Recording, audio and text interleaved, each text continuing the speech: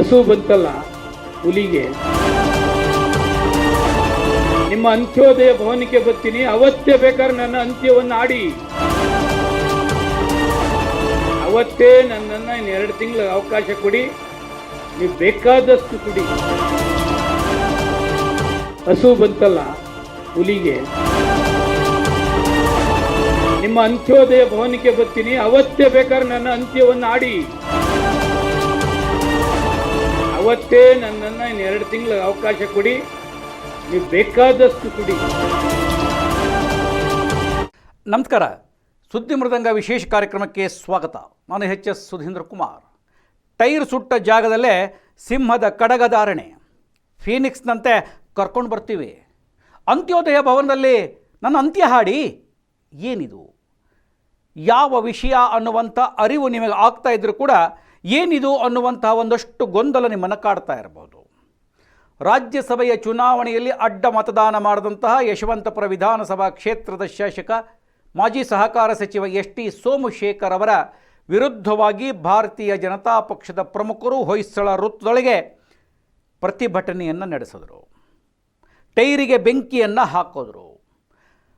ಸೋಮಶೇಖರ್ ಅವರ ಭಾವಚಿತ್ರವನ್ನು ಹರಿದು ಟೈರಿಗೆ ಬೆಂಕಿ ಹಾಕಿರುವ ಜಾಗದೊಳಗೆ ಹಾಕಿ ಭಸ್ಮವನ್ನು ಮಾಡಿದರು. ಇದು ಅಂದು ನಡೆದ ಪ್ರತಿಭಟನೆ. ಆ ಪ್ರತಿಭಟನೆಯ ನಂತರ ಸೋಮಶೇಖರ್ ಅವರು ಕೂಡ ಖಾರವಾಗಿ ಅನೇಕ ಕಡೆ ಉತ್ತರವನ್ನು ಕೂಡ ಕೊಟ್ಟಿದ್ದರು. ಆದರೆ ಅವರ ಅನುಯಾಯಿಗಳು, ಅವರ ಅಭಿಮಾನಿಗಳು ಪಕ್ಷಾತೀತವಾಗಿ ಸೋಮಶೇಖರ್ ಅವರಿಗೆ ಈ ರೀತಿ ಮಾಡಿರುವಂಥದ್ದು ಸರಿ ಅಲ್ಲ, ಪ್ರತಿಭಟನೆ ಸಹಜ, ಪ್ರಜಾಪ್ರಭುತ್ವದಲ್ಲಿ ಪ್ರತಿಭಟನೆ ನಡೆಸಬೇಕು, ನಡೆಸಿ, ಆದರೆ ಟೈರಿಗೆ ಬೆಂಕಿ ಹಾಕುವುದಾಗಲಿ ಸೋಮಶೇಖರ್ ಅವರ ಭಾವಚಿತ್ರವನ್ನು ಸುಡುವುದಾಗಲಿ ಸರಿಯಲ್ಲ ಅನ್ನುವಂತಹ ಮಾತುಗಳನ್ನು ಆಡ್ತಾ ಬಂದರು. ಕಡೆಯದಾಗಿ ಅವರ ಒಂದು ಅಭಿಮಾನಿಗಳು ಅಥವಾ ಅವರ ಅನುಯಾಯಿಗಳು, ಅವರ ಹಿತೈಷಿಗಳು ಒಂದು ಚಿಂತನೆಯನ್ನು ಮಾಡಿ, ಎಲ್ಲಿ ಟೈರನ್ನು ಸುಟ್ಟು ಭಾವಚಿತ್ರವನ್ನು ಬೆಂಕಿಗೆ ಹಾಕಿದ್ರು ಅದೇ ಜಾಗದೊಳಗೆ ಬೆಳ್ಳಿಯ ಸಿಂಹದ ಕಡಗವನ್ನು ಕೈಗೆ ತೊಡಿಸುವುದರ ಮೂಲಕವಾಗಿ ನಮ್ಮ ಹೋರಾಟದ ಮುಂಚೂಣಿಯ ಮತ್ತೊಂದು ಹೆಜ್ಜೆಯನ್ನು ಇಡಬೇಕು, ಅಭಿನಂದನೆ ಸಲ್ಲಿಸಬೇಕು ಅಂತ ನಡೆದಂಥ ಕಾರ್ಯಕ್ರಮವೇ ಇವತ್ತಿನ ಈ ವಿಶೇಷ ಸುದ್ದಿಯೊಳಗೆ ನಿಮ್ಮ ಗಮನಕ್ಕೆ ತರುವಂಥ ಪ್ರಯತ್ನ ನಮ್ಮದು. ಹೊಯ್ಸಳ ವೃತ್ತದೊಳಗೆ ನಾನು ಆಗಲೇ ಹೇಳಿದಾಗೆ ಏನು ಬೆಂಕಿ ಹಾಕಿದ ಜಾಗದೊಳಗೇ ಎಸ್.ಟಿ. ಸೋಮಶೇಖರ್ ಅವನ್ನು ಕರ್ಕೊಂಡು ಬಂದು ಅವರಿಗೆ ಬೆಳ್ಳಿಯ ಬಳೆ ಅಲ್ಲ ಅಂತ ಭಾಷಣದಲ್ಲಿ ಹೇಳಿದ್ರು. ಬೆಳ್ಳಿಯ ಬಳೆ ಅಲ್ಲ, ಬಳೆ ಅಲ್ಲ, ಇದು ಸಿಂಹದ ಕಡಗ, ಸಿಂಹದ ಕಡಗ, ಸಿಂಹದ ಕಡಗ ಅಂಥೇಳಿ ಚಾಮುಂಡಿ ಶಿವಕುಮಾರ್ ಅವರು ಪದೇ ಪದೇ ಹೇಳಿ ಹೊಯ್ಸಳ ವೃತ್ತೊಳಗೆ ಆ ಬೆಳ್ಳಿಯ ಕಡಗವನ್ನು ಬಲಗೈಗೆ ಹಾಕಿ ಗಟ್ಟಿ ಇದ್ದೇವೆ, ಅವರೊಂದಿಗೆ ನಾವು ಗಟ್ಟಿ ಇದ್ದೇವೆ, ಎಸ್.ಟಿ. ಸೋಮಶೇಖರ್ ಜಟ್ಟಿ ಇದ್ದಾಗೆ ನಾವು ಗಟ್ಟಿ ಇದ್ದೇವೆ ಅಂತ ಹೇಳ್ತಾ ಅಲ್ಲಿಂದ ಮೆರವಣಿಗೆಯಲ್ಲಿ ಕರ್ಕೊಂಡು ಬಂದರು. ಮೆರವಣಿಗೆ ಬರುವಾಗಲೂ ಕೂಡ ಎಲ್ಲೋ ಒಂದು ಕಡೆ ಅಂತ್ಯೋದಯ ಭವನದ ಮುಂದೆಯೇ ಮೆರವಣಿಗೆ ಬರಬಹುದೇನೋ ಅನ್ನುವಂಥ ಆಲೋಚನೆ ಹಲವರೆದಿತ್ತು. ನೇರವಾಗಿ ಕಾರ್ಯಕ್ರಮವನ್ನು ಆಯೋಜನೆ ಮಾಡಿದಂತಹ ಗಾಯತ್ರಿ ಮಂದಿರಕ್ಕೆ ಹೋದರು. ಗಾಯತ್ರಿ ಮಂದಿರೊಳಗೆ ಜಾಗ ಇಲ್ಲದೇ ಇದ್ದರೂ ಕೂಡ ತುಂಬಿ ತುಳುಕಾಡ್ತಾ ಇತ್ತು. ಒಳಗಡೆ ಹೊರಗಡೆಗೆ ಸಹಸ್ರಾರು ಸಂಖ್ಯೆಯೊಳಗೆ ಅವರನ್ನು ಅಭಿನಂದಿಸಲಿಕ್ಕೆ ಬಂದಿದ್ದರು. ಸೋಮಶೇಖರ್ ಅವರನ್ನ ಅಭಿನಂದಿಸಿದಂಥ ಕೇಬಲ್ ಹರೀಶ್ ಕುಮಾರ್ ಅವರು ಪ್ರಾಸ್ತಾವಿಕ ನುಡಿಗಳನ್ನು ಆಡ್ತಾ ವೀರಾವೇಶದಿಂದ ಮಾತನಾಡಿದರು.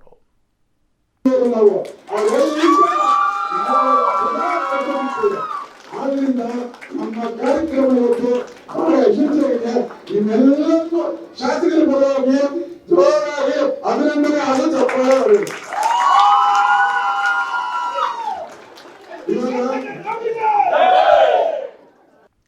ಹರೀಶ್ ಕುಮಾರ್ ಅವರು ಬಹುಶಃ ಪ್ರಪ್ರಥಮ ಬಾರಿಗೆ ತಮ್ಮ ಅಣ್ಣನ ಬಗ್ಗೆ ಇಷ್ಟೊಂದು ಅಣಿಮುತ್ತುಗಳನ್ನು ಆಡದಂಥದ್ದು ಪ್ರಪ್ರಥಮ ಅಂತ ಅನಿಸುತ್ತೆ.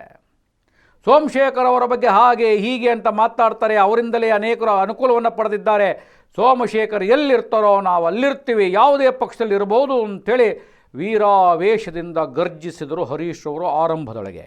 ನಂತರ ಅನುಪಮ ಪಂಚಾಕ್ಷರಿ ಅವರು ಮಾತನಾಡಿದ್ರು, ಚಾಮುಂಡಿ ಶಿವಕುಮಾರ್ ಅವರು ಮಾತನಾಡಿದ್ರು. ಚಾಮುಂಡೇಶ್ವರಿಯ ಆಶೀರ್ವಾದ ಇರೋರಿಗೆ ಯಾರು ಏನೂ ಮಾಡಲಿಕ್ಕಾಗೋದಿಲ್ಲ, ಗಾಯತ್ರಿ ದೇವಿಯ ಆಶೀರ್ವಾದ ಇರಲಿ ಅಂತೇಳಿ ಇಲ್ಲೇ ಕಾರ್ಯಕ್ರಮವನ್ನು ಮಾಡ್ತಾ ಇದ್ದೇವೆ, ಉದ್ದೇಶಪೂರ್ವಕವಾಗಿ ನಾವು ಗಾಯತ್ರಿ ಮಂದಿರಲ್ಲೇ ಕಾರ್ಯಕ್ರಮವನ್ನು ಆಯೋಜನೆ ಮಾಡಿದ್ದೇವೆ ಅನ್ನುವಂಥ ಮಾತುಗಳನ್ನು ಹೇಳಿ ಅಭಿನಂದನೆಯನ್ನು ಸಲ್ಲಿಸಿದರು. ಅಭಿನಂದನಾ ಭಾಷಣ, ಅವರು ಮಾಡಿರತಕ್ಕಂಥ 100 ಕಾರ್ಯಕ್ರಮಗಳ ಬಗ್ಗೆ ಎಲ್ಲರೂ ಕೂಡ ಮೆಚ್ಚುಗೆಯನ್ನು ವ್ಯಕ್ತಪಡಿಸಿದ್ರು, ಚಪ್ಪಾಳೆಯನ್ನು ತೊಟ್ಟಿದ್ರು. ಒಂದು ಅಭಿವೃದ್ಧಿ ಹೊಂದುತ್ತಾ ಇದೆ ಅಂತ ಹೇಳಿದ್ರೆ ಏಕೈಕ ಕಾರಣ ಅಂತ ಹೇಳೋಕೆ ಇಚ್ಛೆ ಪಡ್ತೀನಿ, ಅದು ಶ್ರೀಯುತ ಎಸ್.ಟಿ. ಸೋಮಶೇಖರ್ ಗೌಡ್ರು. ಯಾವುದೇ ಕಾರಣಕ್ಕೂ ನಾನಂತೂ ಇಷ್ಟು ಒಂದು ಪ್ರಬಲವಾದ ಜನರಿಗೆ ಅನುಕೂಲ ಮಾಡಬೇಕು ಅಂತ ತನ್ನ ಬಗ್ಗೆ ಯೋಚನೆನೇ ಮಾಡದೆ, ನಾನು ಏನಾದ್ರೂ ಪರವಾಗಿಲ್ಲ, ಜನ ಏನಂದ್ರೂ ಪರವಾಗಿಲ್ಲ, ಆದ್ರೆ ನನಗೆ ಬೇಕಾಗಿರೋದು ಒಂದೇ, ಅಭಿವೃದ್ಧಿ ಅಭಿವೃದ್ಧಿ ಅಭಿವೃದ್ಧಿ, ನನ್ನ ಕ್ಷೇತ್ರದ ಅಭಿವೃದ್ಧಿ. ಹೆಣ್ಮಕ್ಳಿಗೆ ವಿಶೇಷವಾಗಿ ಒಳ್ಳೆ ಕೆಲಸಗಳಾಗ್ಬೇಕು, ಮಹನೀಯರಿಗೆ ಒಳ್ಳೆ ಕೆಲಸಗಳಾಗ್ಬೇಕು, ನನ್ನ ಪ್ರಜೆಗಳಿಗೆ ನಾನು ಅನುದಾನ ತಂದು ಒಳ್ಳೊಳ್ಳೆ ಅನುಕೂಲಗಳನ್ನ ಮಾಡಿಕೊಡ್ಬೇಕು. ಎಷ್ಟು ಎಂತೆಂತ ಕೇಂದ್ರದಲ್ಲಿ ಇರುವಂತಹ ಮಂತ್ರಿಗಳು ಬಂದ್ರು ನಮಗೊಂದು ರೈಲ್ವೆ ಮೇಲ್ಸೇತುವೆ ಮಾಡ್ಕೊಡಕ್ಕಾಗ್ಲಿಲ್ಲ. ನಮ್ಮ ಕ್ಷೇತ್ರದಲ್ಲೇ ನಮ್ಮ ಕಣ್ಣು ಮುಂದೆನೆ ಇದ್ರು ಎಲ್ಲ ಮಂತ್ರಿಗಳು. ಆದ್ರೆ ಅದೆಲ್ಲದಕ್ಕೂ ಮೀರಿ ಒಬ್ಬ ಶಾಸಕರಾಗಿ ನಮಗೆ ಇವತ್ತು ಆ ಒಂದು ಮೇಲ್ಸೇತುವೆಯನ್ನ ಮೈಸೂರು ರೋಡ್ಗೂ ಮತ್ತು ಕೆಂಗೇರಿ ಉಪನಗರಕ್ಕೂ ಮಾಡ್ಕೊಡ್ತಾ ಇದ್ದಾರೆ ಅಂದ್ರೆ ಅದಕ್ಕೆ ದೊಡ್ಡದಾದಂತ ಚಪ್ಪಾಳೆ ನೀವು ಹೊಡಿಲೇಬೇಕಾಗತ್ತೆ. ನಮ್ಮ ಹತ್ರನೇ ಅನ್ನ ತಿಂದೆ ನಮ್ಗೆ ಚಪ್ಪಲಿ ಹೊಡಿತಾರೆ ಅಂದ್ರೆ ಅದು ಪ್ರತಿಭಟನೆ ಅಲ್ಲ, ಒಂದು ಮಾನವೀಯತೆ ಇಲ್ಲದೆ ಇರುವಂಥದ್ದು, ಮತಿ ಬೆಳೆಯುವಂಥದ್ದು. ಇದು ನನಗೆ ಒಬ್ಬ ಪ್ರಜೆಯಾಗಿ ನನಗೆ ನೋವಾಗಿರೋದು. ನಾನು ಯಾವ ರಾಜಕೀಯದವನಲ್ಲ. ಅದು ಒಂದು ನಾವು ಅನುಪಮ್ ಅವರು ಈ ಹರೀಶ್ ಎಲ್ಲ ಮಾತಾಡಿದೆ. ಒಳ್ಳೆ ಕೆಲಸ ಮಾಡಿದ್ದಕ್ಕೆ ಮಸಿ ಬೆಳಿತಾರ? ಅಂದರೆ ಸ್ಕೂಲ್ ಕಟ್ಟೋದು, ಕಾಲೇಜ್ ಕಟ್ಟೋದು, ಹಾಸ್ಪಿಟ್ಲು ಕಟ್ಟೋದು, ಫೈರ್ ಸ್ಟೇಷನ್ ಮಾಡೋದು, ಮಕ್ಕಳು ಪಾರ್ಕ್ ಮಾಡೋದು, ಇಂಥವರೆಲ್ಲ ಮಾಡೋದಕ್ಕೆ ಇದು ಮಸಿ ಬೆಳೀತಾರೆ ಅಂದರೆ ಇವ್ರ ಪ್ರತಿಭಟನೆ ರಾಜೀನಾಮೆ ಕೊಡಲಿ ಅಂತ ಮಾಡಲಿ. ಎಲ್ಲರೂ ಇವ್ರ ಹತ್ರ ತಿಂದಿರೋರು ಮಸಿ ಬೆಳೀತಾರೆ, ಬೆಂಕಿ ಹಚ್ಚುತ್ತಾರೆ. ಇದು ನನಗೊಬ್ಬ ಪ್ರಜೆಯಾಗಿ, ಒಬ್ಬ ಮತದಾರ ಆಗಿ ನೋವಾಯಿತು. ಇದನ್ನೊಂದು ಚಾಲೆಂಜ್ ಆಗಿ ತಗೊಂಡೆ. ಎಲ್ಲಿ ಇವರು ಬೆಂಕಿ ಹಾಕಿ ಸುಟ್ರು ಫೋಟೋಗಳನ್ನ, ಅಲ್ಲೇ ಒಬ್ಬ ನಮ್ಮ ಶಾಸಕರನ್ನ ಫೀನಿಕ್ಸ್ ಪಕ್ಷಿ ಥರ ಮೇಲೆತ್ಕೊಂಡ್ಬರ್ಬೇಕು ಅಂದ್ಬಿಟ್ಟು ಇವತ್ತು ನಾವು ಅಲ್ಲೇ ಇದು ಸನ್ಮಾನ ಮಾಡಿದ್ದೀವಿ. ಆಮೇಲೆ ಸರ್ ದಯವಿಟ್ಟು ಒಂಚೂರು ಬಲಗೈ ಮೇಲೆ ತೋರಿಸಿ ಸರ್.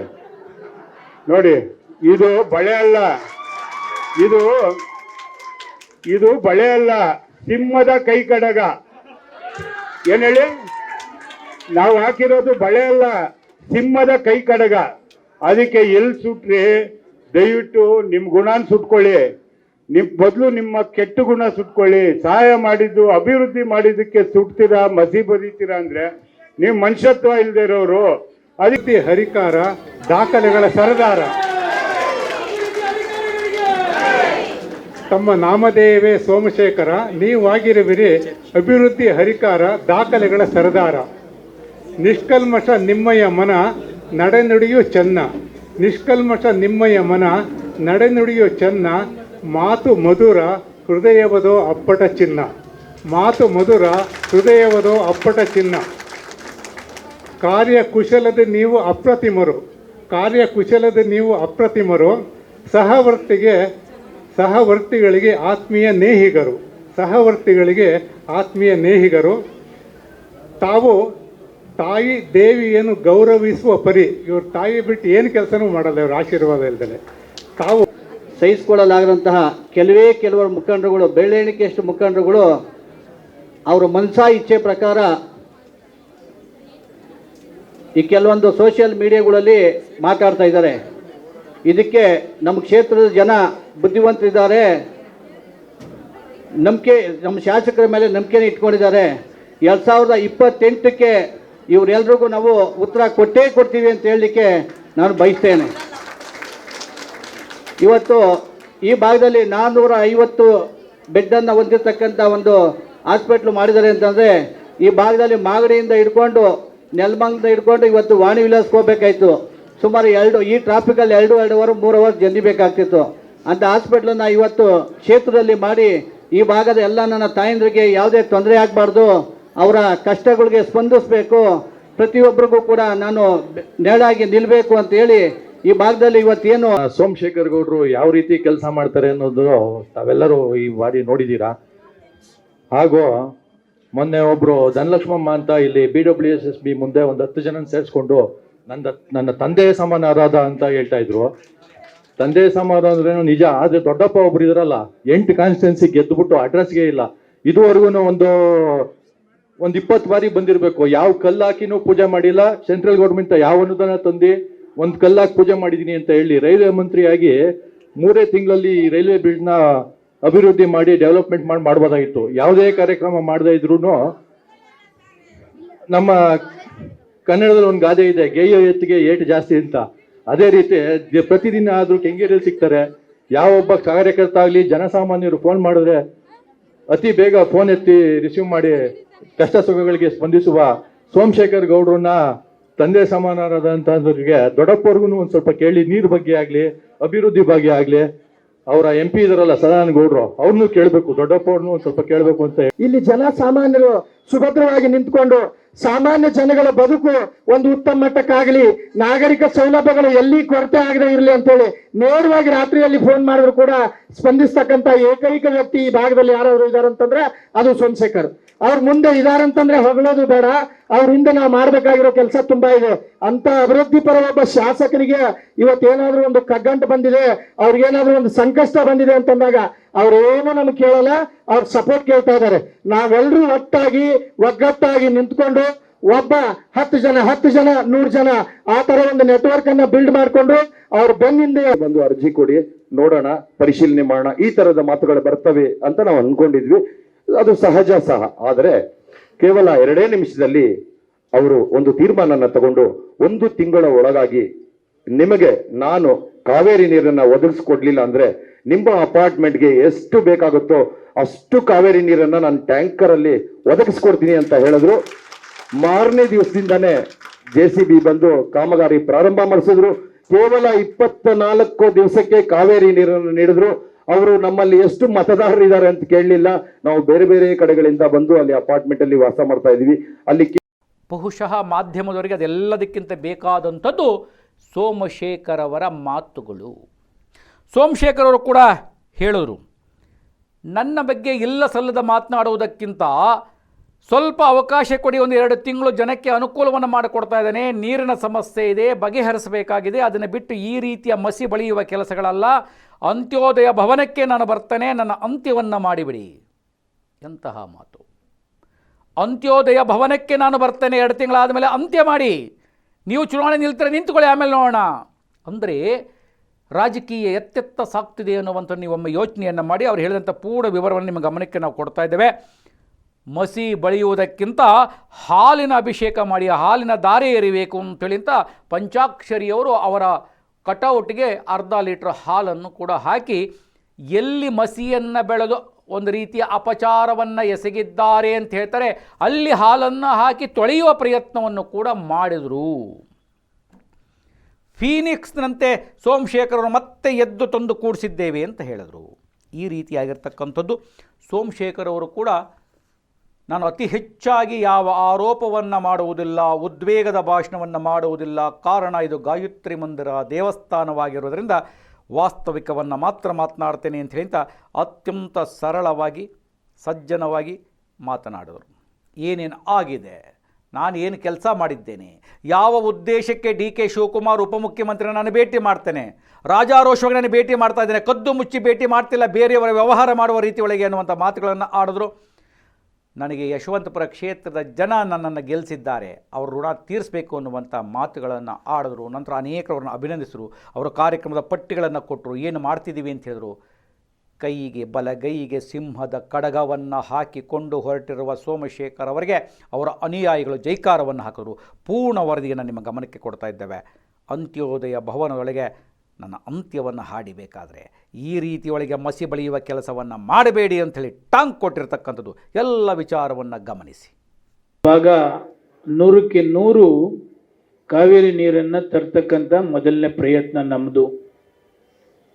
ಏಕೆಂದರೆ ಶಾಶ್ವತವಾಗಿ ಕುಡಿಯುವ ನೀರು ಮಾಡಲೇಬೇಕು ಅಂತಕ್ಕಂಥ ದೃಷ್ಟಿ ಹೋರಾಟ ಅದು ಅಂತಿಮವಾಗಿ ಫೈನಲ್ ಸ್ಟೇಜ್ಗೆ ಬಂದಿದೆ. ಇವತ್ತು ಕೂಡ ಸರ್ಕಾರದಲ್ಲಿ ಸುಮಾರು 27 ಕೋಟಿ ಅನುದಾನವನ್ನು ತಂದಿದ್ದೇವೆ. ನಿನ್ನೆ ನಮ್ಮ ವಾಜರಳ್ಳಿ ಶಿವಣ್ಣ ಒಂದು ಮೆಸೇಜನ್ನು ಕಳಿಸಿದರು. ಈ ಸರ್ಕಾರ 5 ಕೋಟಿ ಹಣವನ್ನು ಕೂಡ ಈ ಕ್ಷೇತ್ರಕ್ಕೆ ಬಿಡುಗಡೆ ಮಾಡಲಿಲ್ಲ. ಕುಡಿಯುವ ನೀರು ಗಾಡಿಗಳಲ್ಲಿ ಎಲ್ಲೋ ಹೋಗ್ತವೆ ಎಲ್ಲೋ ಬರ್ತದೆ ಅಂತೇಳಿ 27 ಕೋಟಿ ಹಣವನ್ನು ಸನ್ಮಾನ್ಯ ಉಪಮುಖ್ಯಮಂತ್ರಿಗಳು ನಮ್ಮ ಕ್ಷೇತ್ರಕ್ಕೆ ಕೊಟ್ಟಿದ್ದಾರೆ. ಈಗ ಆಲ್ರೆಡಿ 44 ಬೋರ್ವೆಲ್ನ ಹಾಕಿಸಿದ್ದೇವೆ. ಇನ್ನು 44 ಬೋರ್ವೆಲ್ ಹಾಕಬೇಕಾಗಿದೆ. ಯಾರು ಏನೇ ಹೇಳಲಿ, ಯಾರು ಏನೇ ಪ್ರತಿಭಟನೆ ಮಾಡಲಿ, ಈ ಕ್ಷೇತ್ರ ನನ್ನನ್ನು ಬೆಳೆಸಿದ್ದಾರೆ, ಪ್ರೋತ್ಸಾಹ ಮಾಡಿದ್ದಾರೆ.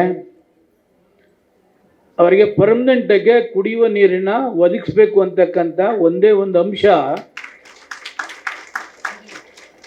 ಅವರಿಗೆ ಪ್ರಾಮಾಣಿಕವಾಗಿ ನಿಂತಿರ್ತಕ್ಕಂಥದ್ದು ಕೂಡ. ಪದೇ ಪದೇ ಉಪಮುಖ್ಯಮಂತ್ರಿಗಳು ನಮ್ಮ ಕ್ಷೇತ್ರದ ನಮ್ಮ ಜಿಲ್ಲೆಯ ಉಸ್ತುವಾರಿಯವರು. ನಾನು ಈ ಕ್ಷೇತ್ರದ ಶಾಸಕ ಇದ್ದೇನೆ. ಕುಡಿಯುವ ನೀರಿಗೆ ಹಾಹಾಕಾರ ಎದ್ದಿದೆ.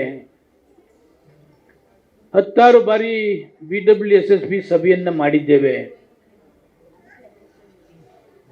ಬೋರ್ವೆಲ್ ಗಾಡಿ ಕಷ್ಟ ಇದ್ರೂ ಕೂಡ ತಂದು ಬೋರ್ವೆಲ್ ಹಾಕ್ಸ್ತಕ್ಕಂಥದ್ದಕ್ಕೆ ಕೂಡ ಚಾಲನೆಯನ್ನು ಮಾಡಿದ್ದೇವೆ. BWSSB ಇಂದನೂ ಕೂಡ ಸುಮಾರು 140 ಗಾಡಿ ಟೆಂಡರ್ ಮಾಡಿದ್ದಾರೆ, ಫೈನಲ್ ಹಂತಕ್ಕೆ ಬಂದಿದೆ. BWSSB ಅವರು ಕೂಡ ಉಚಿತವಾಗಿ ನೀರನ್ನು ಕೊಡ್ತಕ್ಕಂಥದ್ದಕ್ಕೆ ಚಾಲನೆ ಮಾಡಿದ್ದಾರೆ. ಪ್ರತಿ ದಿವಸನೂ ಕೂಡ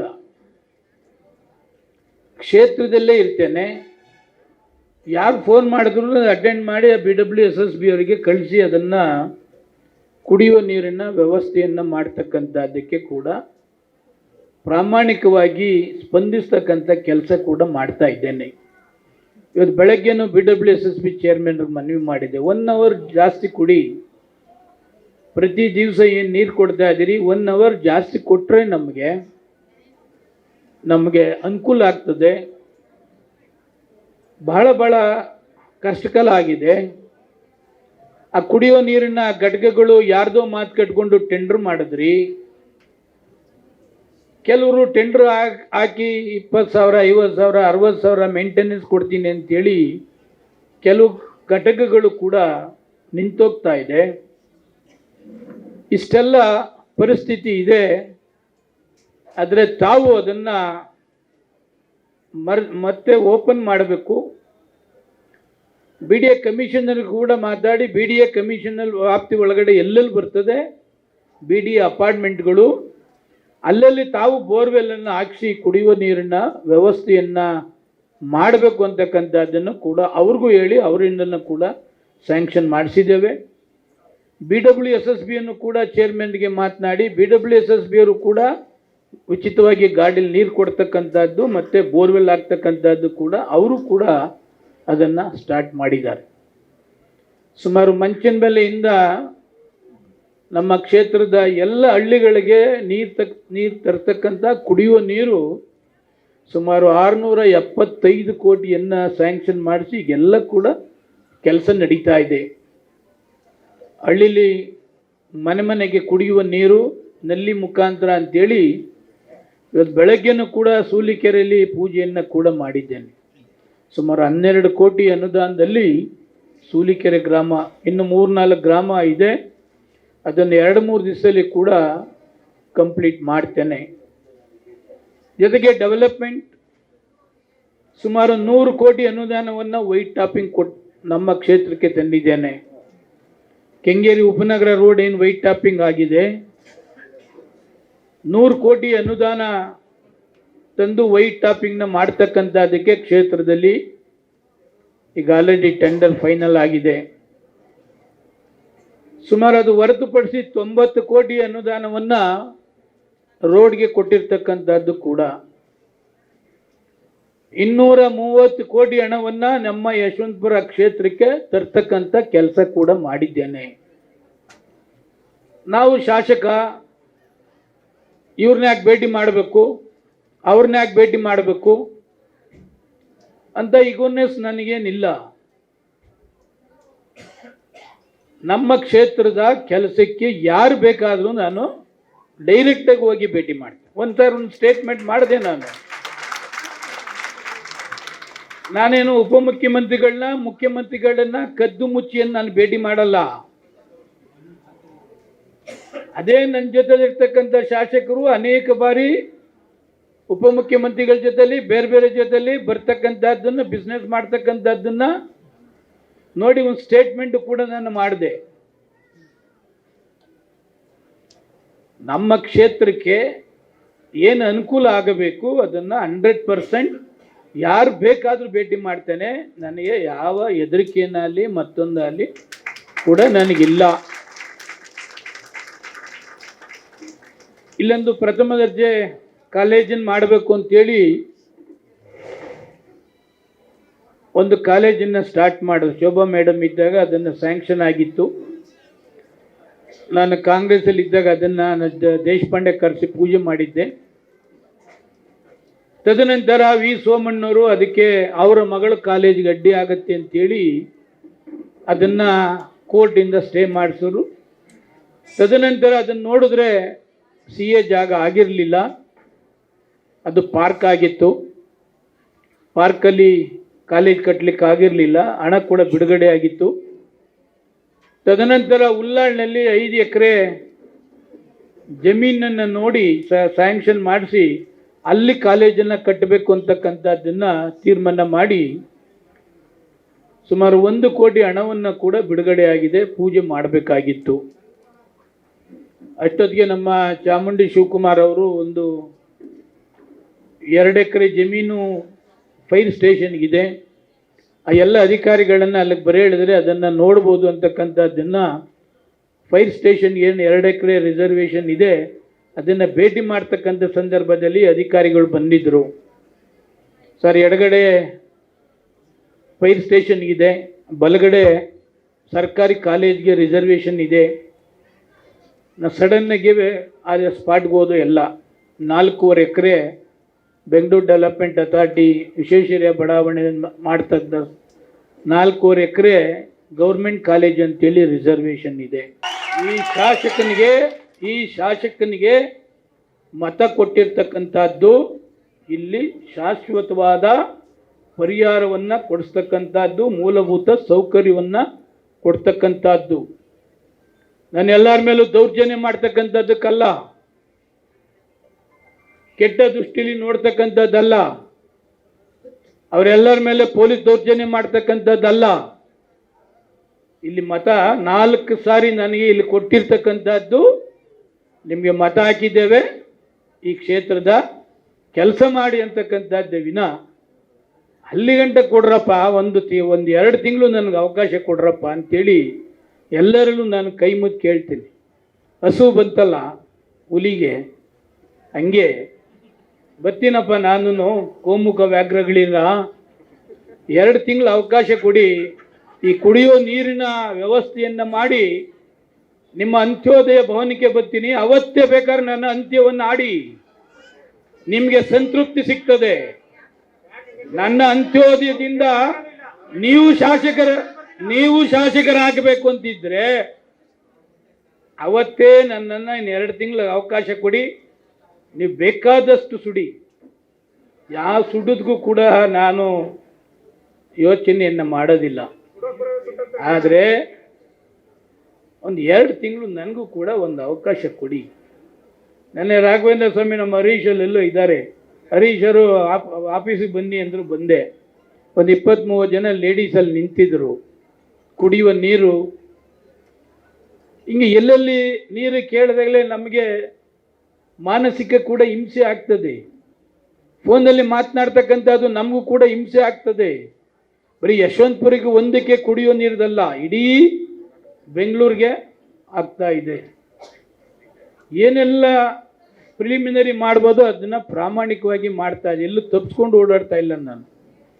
ಅದರಿಂದ ಇವತ್ತು ಅನೇಕ ಮಿತ್ರರು ಮೆರವಣಿಗೆ ಮಾಡುವ ಮುಖಾಂತರ ಏನೆಲ್ಲ ನಾವು ಡೆವಲಪ್ಮೆಂಟ್ ಮಾಡಿದ್ದೇವೆ, ಇನ್ನು ಹೆಚ್ಚಿಗೆಯಲ್ಲಿ ಮಾಡಲಿ ಅಂತಕ್ಕಂಥ ದೃಷ್ಟಿಯಿಂದ ಅನೇಕರು ಸೇರಿ ಈ ಕಾರ್ಯಕ್ರಮಕ್ಕೆ ಚಾಲನೆಯನ್ನು ಕೂಡ ಕೊಟ್ಟಿದ್ದಾರೆ. ಅದರಿಂದ ಇದು ನಮ್ಮ ಸುಧೀಂದ್ರ ಕುಮಾರ್ ಹೆಂಗೆ ಪರ್ಮಿಷನ್ ಕೊಟ್ಟರೋ ಗೊತ್ತಾಯ್ತಾ ಇಲ್ಲ. ಪೊಲಿಟಿಕಲ್ ಪ್ರೋಗ್ರಾಮ್ ಇದು ಕೊಟ್ಬಿಟ್ಟಿದ್ದಾರೆ. ಗಾಯತ್ರಿ ಮಂದಿರಿಗೂ ಕೂಡ ನಾನು ಧನ್ಯವಾದಗಳನ್ನು ಅಭಿನಂದನೆಗಳನ್ನು ಕೂಡ ಹೇಳ್ತೇನೆ. ಇನ್ನು ಜಾಸ್ತಿ ಈ ಕಾರ್ಯಕ್ರಮ ಯಾರು ಪ್ರತ್ಯಕ್ಷವಾಗಿ ಪರೋಕ್ಷ ನೋಡಿ ಕೆಂಗೇರಿಲಿ ಎಲ್ಲಿ ಕೇಳಿದ್ರು ಬೋರ್. ಇವತ್ತು ಈಗ ಗಾಡಿ ಬಂದಿದೆ BD ಒಳಗೇರಿ ಅಪಾರ್ಟ್ಮೆಂಟ್ಸ್, ಒಂದು ಗಾಡಿ ಫೇಲ್ಯೂರ್ ಆಯಿತು. ಈಗ ಇನ್ನೊಂದು ಪಾಯಿಂಟ್ ಹಾಕಕ್ಕೆ ಹೊರಟಿಸಿದ್ದೀನಿ, ಹೇಳಿದ್ದೀನಿ, ಈಗ ಹೋಗ್ತಾ ಇದೆ. ಈಗ ಇನ್ನೂ 9 ಪಾಯಿಂಟ್ ಹಾಕ್ಸಿದ್ದೀವಿ, ಈಗ ಹೆಚ್ಚು ಕಡಿಮೆ ಇನ್ನೂ 5-6 ಪಾಯಿಂಟ್ಸ್ನ ಎಲ್ಲೆಲ್ಲಿ ಕೇಳ್ತಿದ್ದಾರೆ ಅಲ್ಲೆಲ್ಲ ಹಾಕ್ಸ್ತಕ್ಕಂಥದ್ದಕ್ಕೆ ಮಾಡ್ತಾ ಇದ್ದೇವೆ. ಎಲ್ಲೆಲ್ಲಿ ಬೋರ್ವೆಲ್ ನೀರು ಸಿಕ್ಕಲಿಲ್ಲ ಅಲ್ಲಿ ಗಾಡೀಲಿ ನೀರು ಹೊಡೆಸ್ತಕ್ಕಂಥದ್ದು. BWSSB ಅವರು ಬೇರೆ ಹೊಡಿತಾರೆ, ನಮ್ಮ ಕಾರ್ಪೊರೇಷನ್ನಲ್ಲೂ ಕೂಡ ಗಾಡೀಲಿ ಹೊಡಿತಕ್ಕಂಥದ್ದಕ್ಕೆ ಕೂಡ ಟೆಂಡ್ರ್ ಕೂಡ ಆಗಿದೆ. ಅದರಿಂದ ಮೂಲಭೂತ ಏನು ಮಾಡಬೇಕೋ ಅದನ್ನು 100ಕ್ಕೆ 100 ಮಾಡ್ತೇನೆ ಅಂತಕ್ಕಂಥದ್ದನ್ನು ಈ ಸಂದರ್ಭದಲ್ಲಿ ಹೇಳಿ, ಇದಕ್ಕೆ ಸಹಕರಿಸಿದಂಥ ತಮಗೆಲ್ಲರಿಗೂ ಕೂಡ ನಾನು ತುಂಬ ಹೃದಯದ ಅಭಿನಂದನೆಗಳನ್ನು ಹೇಳ್ತೀನಿ. ನೀವು ಸನ್ಮಾನ ಮಾಡಿರ್ತಕ್ಕಂಥದ್ದು, ನಾನು ಕೂಡ ಶಾಸಕ ಸ್ಥಾನ ಸುಪ್ಪತ್ತಿಗೆ ಅಲ್ಲ, ಮುಳ್ಳಿನ ಹಾಸಿಗೆ ಮೇಲೆ ಕೂಡ ನಾವು ಓಡಾಡಬೇಕಾಗ್ತದೆ. ಜನಗಳು ಆಹಾಕಾರ ಇದ್ದಿರ್ತಕ್ಕಂಥ ಸಂದರ್ಭದಲ್ಲಿ ಸರ್ಕಾರಕ್ಕೆ ಮನವರಿಕೆ ಕೂಡ ಮಾಡಿದ್ದೇನೆ. ಏನೆಲ್ಲ ಅನುಕೂಲ ಆಗಬೇಕು, ಒಂದು ಕಡೆ ಡೆವಲಪ್ಮೆಂಟ್ ಆಗಬೇಕು, ಒಂದು ಕಡೆ ಸ್ಕೂಲ್ ಆಗಬೇಕು, ಒಂದು ಕಡೆ ಹೆರಿಗೆ ಹಾಸ್ಪಿಟ್ಲ್ ಆಗಬೇಕು, ಒಂದು ಕಡೆ ಫ್ಲೈಓವರ್ ಆಗಬೇಕು, ಇನ್ನು ಕೆಲವು ಕಡೆ ವೈಟ್ ಟಾಪಿಂಗ್ ಆಗಬೇಕು, ಇನ್ನೆಲ್ಲ ಏನೇನು ಮೂಲಭೂತ ಸೌಕರ್ಯ ಆಗಬೇಕು ಅದನ್ನೆಲ್ಲ ಕೂಡ ನಾನು ಪಟ್ಟಿ ಮಾಡಿದ್ದೇನೆ. ಆ ಪಟ್ಟಿ ಪ್ರಕಾರ ಅವೆಲ್ಲವನ್ನು ಕೂಡ ಕಂಪ್ಲೀಟ್ ಮಾಡ್ತಕ್ಕಂಥದ್ದಕ್ಕೆ ಈ ನೀವು ಕೊಟ್ಟಂಥ ಒಂದು ಶಕ್ತಿ, ನಿಮ್ಮ ಆಶೀರ್ವಾದ ಈ ಕ್ಷೇತ್ರದಲ್ಲಿ ನನ್ನ ಮೇಲೆ ಇರಲಿ. ಯಾವತ್ತೂ ಕೂಡ ಕ್ಷೇತ್ರದ ಜನತೆ ವಿರುದ್ಧವಾಗಿ ಹೋಗ್ತಕ್ಕಂಥದ್ದು ನಾನು ಇವತ್ತು ಕೂಡ ಮಾಡಲಿಲ್ಲ, ಮುಂದೆನೂ ಕೂಡ ಮಾಡೋದಿಲ್ಲ. ಏನೆಲ್ಲ 10-15 ಜನ ಕೆಂಗೇರಿಯಲ್ಲಿ ಭಾಳ ನನಗೆ ಮಾಹಿತಿಯನ್ನು ಕೊಡ್ತಕ್ಕಂಥವ್ರು, ಅವೆಲ್ಲ ಕೂಡ ಇಂಪ್ಲಿಮೆಂಟ್ ಮಾಡ್ತಕ್ಕಂಥ ಪ್ರಾಮಾಣಿಕ ಪ್ರಯತ್ನವನ್ನು ಕೂಡ ಮಾಡಿದ್ದೇನೆ. ಅವ್ರ್ಯಾರು ಸಜೆಷನ್ ಕೊಡೋದು, ಇವ್ರ್ಯಾರು ಸಲಹೆ ಕೊಡೋದು, ಅದು ಯಾವುದು ಕೂಡ ನೆಗ್ಲೆಕ್ಟ್ ಮಾಡೋದಿಲ್ಲ. ಅದು ಸಾರ್ವಜನಿಕರ ಅನುಕೂಲ ಆದರೆ ಅದನ್ನು ಇಂಪ್ಲಿಮೆಂಟ್ ಮಾಡ್ತಕ್ಕಂಥದ್ದಕ್ಕೆ 100ಕ್ಕೆ 100 ಕ್ರಮ ವಹಿಸ್ತೇನೆ ಅಂತಕ್ಕಂಥದ್ದನ್ನು ಈ ಸಂದರ್ಭದಲ್ಲಿ ಹೇಳಿ, ಎಲ್ಲರಿಗೂ ಕೂಡ ಈ ಯಶವಂತಪುರ ಕ್ಷೇತ್ರದ ಸೇವಕನಾಗಿ ತುಂಬ ಹೃದಯದ ಅಭಿನಂದನೆಗಳನ್ನು ಹೇಳಿ, ನನ್ನ ತಮಗೆಲ್ಲ ಕೂಡ ಅಭಿನಂದನೆ ಹೇಳಿ ಮಾತನ್ನು ಮುಕ್ತಾಯ ಮಾಡಿ ವಿನಂತಿ.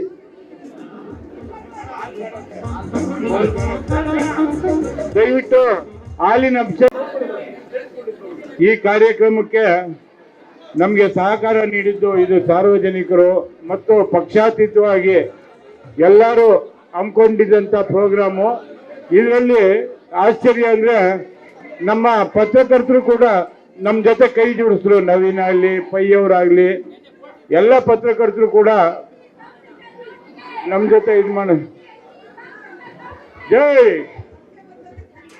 ಎಲ್ಲರಿಗೂ ಟಿಫನ್ ವ್ಯವಸ್ಥೆ ಇದೆ.